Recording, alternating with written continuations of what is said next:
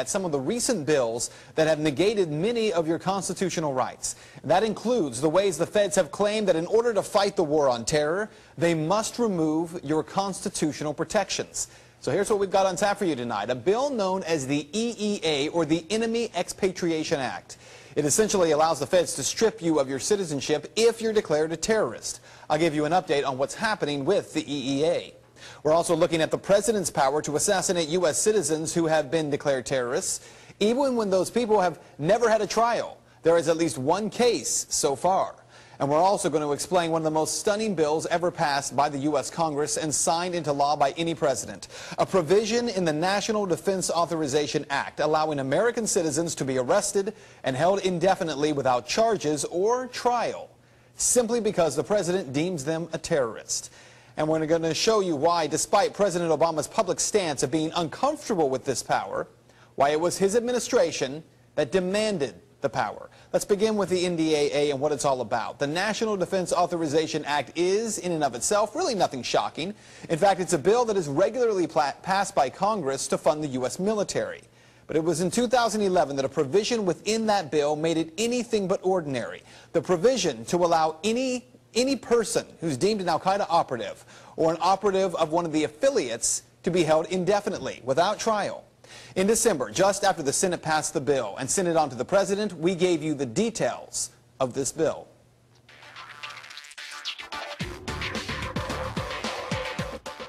The National Defense Authorization Act does more than just fund our military. Tuesday, the Senate approved moving forward on a vote. But it was in June when I first told you the House approved this bill. And, as I told you then, it includes Section 1034.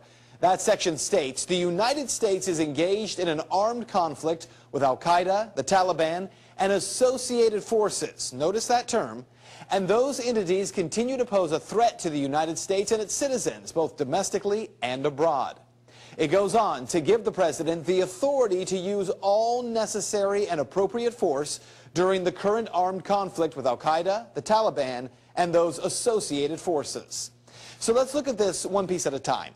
Who does the president have the authority to take action against? This isn't just al-Qaeda. Again, it's any one part of an associated force. Associated forces that are engaged in hostilities against the United States or its coalition partners. Any person who has committed a belligerent act, or any person who has directly supported such hostilities in aid of such enemy forces. And in those cases, what can the president do? Well, among other things, the president can place these people into detention under the law of war without trial until the end of hostilities. The only problem with that is that the end of hostilities doesn't really mean anything when fighting a war on terror. See, there's no actual declaration of war, nor is there a provision that lets us know when the war on terror will be over with. Under the authority of this bill, even a U.S. citizen simply suspected of terrorism would not have to be judged by a court, but could be arrested, held without charges, even sent to detention overseas without due process. Kentucky Senator Rand Paul argued with one of the bill's authors, Senator John McCain, on the Senate floor Tuesday. Under the provisions, would it be possible that an American citizen then could be declared an enemy combatant and sent to Guantanamo Bay and detained indefinitely?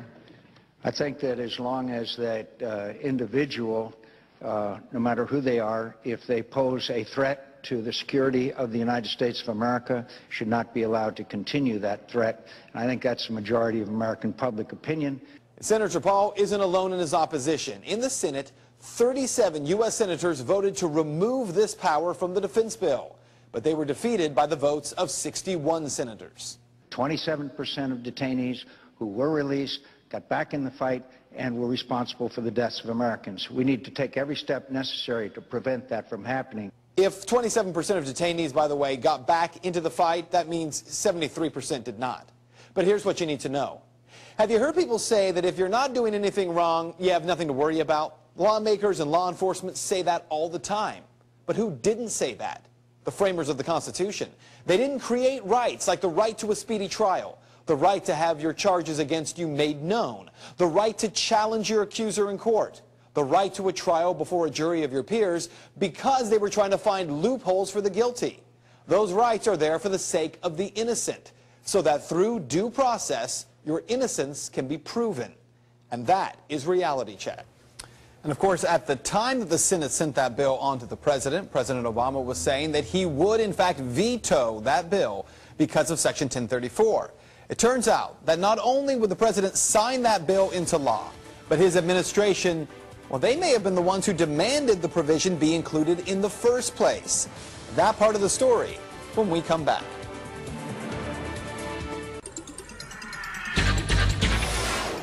Well, welcome back to this Reality Check half-hour special. Before we go any further, I want to comment. Matt Whitlock on Facebook says, "This is America, Ben. The accused don't have to prove their innocence here. The accusers have to prove their guilt." Before the break, I mentioned in that past Reality Checks that sometimes you have to prove your innocence. And in the war on terror, that certainly is the case. Sometimes those protections in the Constitution are there so that you can prove beyond a shadow of a doubt that you are innocent when you say that you are. But before the break, we also took a look at the 2011-2012 National Defense Authorization Act. As we showed you, because of Section 1034, that bill did much more than just fund the military. It also negated many American rights protected by the Constitution. President Obama had warned Congress that if they sent him that bill, though, he would veto it. But he didn't. And it was over the New Year's holiday that President Obama signed the NDAA into law. I told you about the powers in the National Defense Authorization Act, the NDAA, weeks ago when the bill first passed the Senate. A reminder, now this bill allows for funding for the military, military construction, and for defense activities of the Department of Energy. But there's also a provision that gives the President of the United States the power to detain terror suspects, even if they're U.S. citizens, and hold them indefinitely without trial. Today, the White House issued a statement to put fears of what that means to rest. I want to clarify that my administration will not authorize the indefinite military detention without trial of American citizens. Indeed, I believe that doing so would break with our most important traditions and values as a nation. My administration will interpret Section 1021 in a manner that ensures that any detention it authorizes complies with the Constitution, the laws of war, and all other applicable law. The president, while on vacation, signed the bill into law, even though he has made clear that he objects to sections in the NDAA that regulate the detention, interrogation, and prosecution of suspected terrorists. So now that this bill has become law, just what power does the president now have? Well, under the provisions of Section 1021, the president is afforded the absolute power to arrest and detain citizens of the United States without their being informed of any criminal charges, without a trial on the merits of those charges, and without any due process safeguards protected by the Constitution of the United States.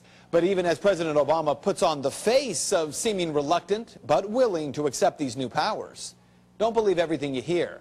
I want to remind you that according to Democrat Senator Carl Levin, it was the Obama administration who demanded the power of indefinite detention be placed inside the bill. And I'm wondering whether the senator is familiar with the fact that the language which precluded the application of Section 1031 to American citizens was in the bill that we originally approved in the Armed Services Committee, and the administration asked us to remove the language which says that U.S. citizens and lawful residents would not be subject to this section. Is the senator familiar with the fact that it was the administration that asked us to remove the very language which we had in the bill which passed the committee, and that we removed it at the request of the administration that would have said that this determination would not apply to U.S. citizens and lawful residents? So here's what you need to know. How do the American people who know of this bill feel about it? Well, go to opencongress.org and see for yourself. Of those voting, only 2% support the bill. This is not a partisan issue. This is a freedom issue. If President Obama truly believed that this was too much power for the office of the president, not only would he have not asked for it in the first place, he would have vetoed the bill. Why? Because if he really believed this power for indefinite detention was unconstitutional, to the point that he has promised to never use it against American citizens, he would have vetoed the bill to prevent the next president, and the one after that, and after that, from using that power against the citizens of this nation. And that is Reality Check. And so the tough question, even tonight, should you trust this president, or any president for that matter, with your right to a fair and speedy trial, your right to know the charges against you, your right to face an accuser in court? The reality is there are bigger issues here than just indefinite detention. How about the fact that our government is already ordering the deaths of U.S. citizens and their children without trial? How that's happened when we come back.